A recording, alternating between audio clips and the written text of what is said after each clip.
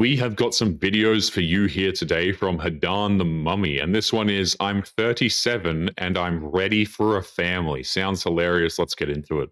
Have you ever wondered why there's a male loneliness epidemic, but there isn't a female epidemic? Shouldn't we be just as lonely? Aren't there our counterparts? It's actually because we aren't lonely. In fact, most of us felt lonelier when we were with you. The other part of this is women like being around other women. Y'all don't even like being around each other. And in our loneliness, after we realized how many times you guys were going to keep disappointing us, we found ways to be fulfilled. And in that, we realized, hey, this is a lot more peaceful. What did you guys do? You opted out and you numbed. You leaned into your porn addiction. You never emotionally evolved. You never developed any type of emotional skills to cope with all of the pain, all of the shame, all of the inadequacy that you feel. You men are struggling. The amount of cope this woman is projecting is off the charts. The so-called male loneliness epidemic is something that is talked about exclusively by modern women, and it's just another excuse that they use to try and shame the men that they don't want. If these women were truly happy, they wouldn't be wasting their time recording themselves ranting about men. They wouldn't care because they would be satisfied with their own lives. And it's funny how she makes this absurd claim that men can't stand being around each other. There is no possible way for her to know that, and it's just not true. She's just making an assumption because she can't stand being around her own friends. If a man has a tight-knit friend group, then hanging out with those guys is going to be a good time. She just assumes otherwise because she loves the idea of men being just as miserable as she is. And this is why I actually can't believe that men aren't against the patriarchy, because you are suffering in the patriarchy. You are drug addicts in the patriarchy. You are committing suicide in the patriarchy. You cannot talk about your feelings because of the patriarchy. You kept getting lonelier and lonelier. And let me tell you, loneliness is what happens when you refuse to grow, but still expected to be loved. And women are done. And you want to know what our result is we don't have a loneliness epidemic. We have an entire epidemic where women are realizing that they have much less labor, where they are realizing that they have much more peace, where they aren't emotionally dysregulated because they're not being abused. And women built emotional skills to deal with your abuse. And now look what happened is we have out-evolved you to the point where so many women are like, this is actually better, but we are not the ones that are lonely. You are, and that should be a problem to you. I'm sorry, but women have out-evolved men has got to be one of the dumbest things modern women can say to a guy because they haven't evolved. They've actually regressed in a lot of ways. These are not women. These are children oftentimes, or at least they're behaving that way. They are spoiled, emotionally unhinged, and extremely bitter. Then they have the nerve to act like they somehow climbed up the evolutionary ladder. But if that's the case, then why are women like this childless? Why are so many of them single? Why don't men want to date them? You would think that if they were so evolved into these higher beings, they would actually have a family or something. Women like this can't stand the fact that they have been left behind. Men took one look at the disaster that they made of their lives and decided that there's no point in getting with a lost cause, because any woman who is happy with the idea of men suffering isn't a woman who is worth knowing. They make their intentions clear, they will make it their mission to guarantee that you'll never know peace, contentment, or stability, and they will do everything they can to strip it from you. So no thank you. I've just been on the worst date I've ever been in my life. Do you know what? I feel physically sick. Number one, he was 25 minutes late. Then he said, oh, you're from South East London. Oh, you're quite rough then. He must have said at least 5 things throughout that date that he was such a gaslighter. He was saying, oh, my ex had another man. She was cheating on me the whole time. I was sat there holding back my vomit, holding it back because I was like, you are such a fucking liar. You are such a fucking liar. You are such a gaslighter. You're making me feel sick. The whole time I was like, you're making me feel sick. You're making me feel sick. And I was just trying to get through the fucking day. And he kept saying, like, I owe you these drinks because of how much I fucked you over tonight. I was like, yeah, you do. It got to paying the bill. And he went, I got this.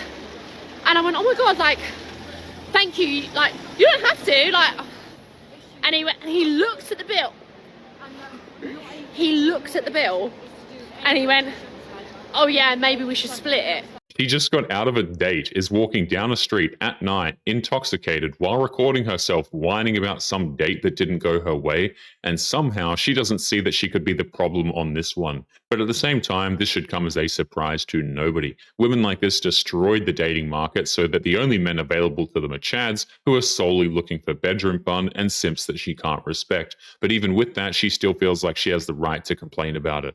Now, it's tough to tell exactly what's going on because she admits that she left out a lot of context, and these women usually do, but it's fairly obvious that the guy she went out with isn't the type of man that she usually wants, which means that it's safe to say that she was only going out for the hope of getting free dinner and drinks from the guy. So she clearly had her fill of alcohol, only to find out that it wasn't going to be free, and now she's furious about the whole thing. That's not a date, that's just using a guy for free crap.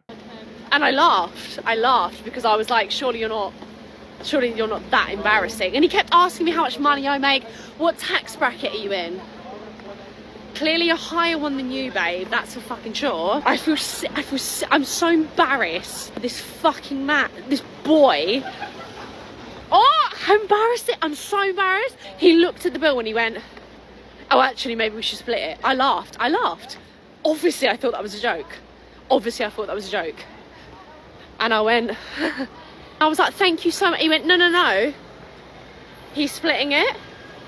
And I went, oh, £130. £130 I just had to pay to be on the worst date of my fucking life. The worst date of my fucking life. I'm going to say this now because I feel like, especially men can fuck off out of this video.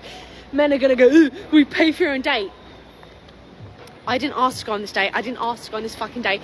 That's such a dumb argument to make. Modern women love to say, oh, you should pay because you're the one who asked me out. It makes it sound like she's being inconvenienced, as if she didn't even want to go out but did it anyway. But if that's the case, why did she agree to meet with him? This is why the argument makes no sense. It's just the never-ending quest these women have to be the victim no matter the cost. And despite the fact that she makes her income a point of pride, she still has the nerve to complain about splitting 50-50, which just proves that no matter how much money women like this make, the fact that they have to spend any money while on a date is what makes them flip out. She says that she's embarrassed that she had to pay for this terrible date, but she can't blame the guy for that. She agreed to go out with him, so some of the blame is hers.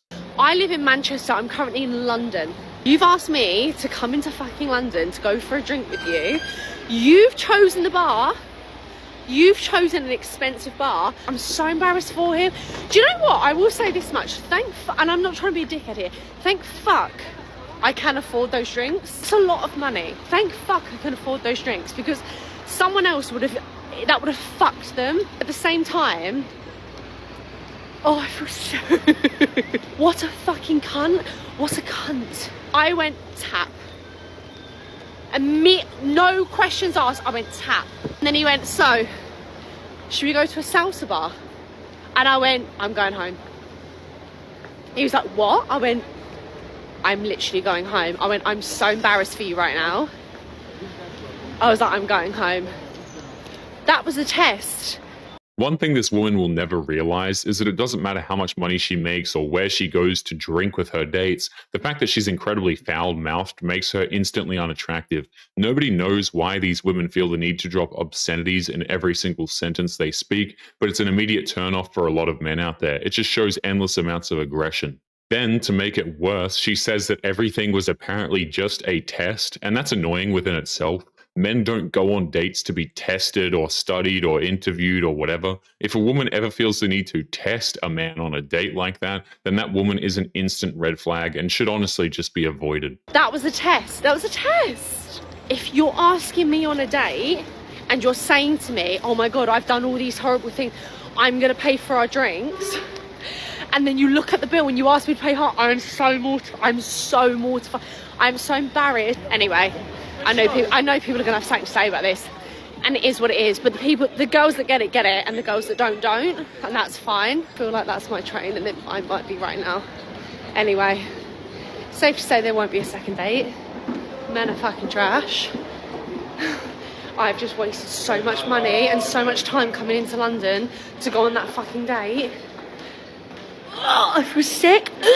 This is exactly why men have walked away from dating. Why should any man date a woman when she has no problem getting intoxicated, then going online to say that all men are trash? It's a massive insult, and it just shows how little she has to offer a man. And this is the same kind of woman who's going to go on TikTok 6 months later and then wonder why she can't find a good man to take care of her. That's because if all men are trash, she's the rodent going through that trash at 2 in the morning.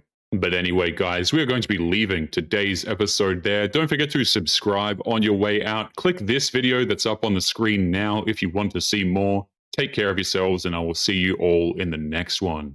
Peace.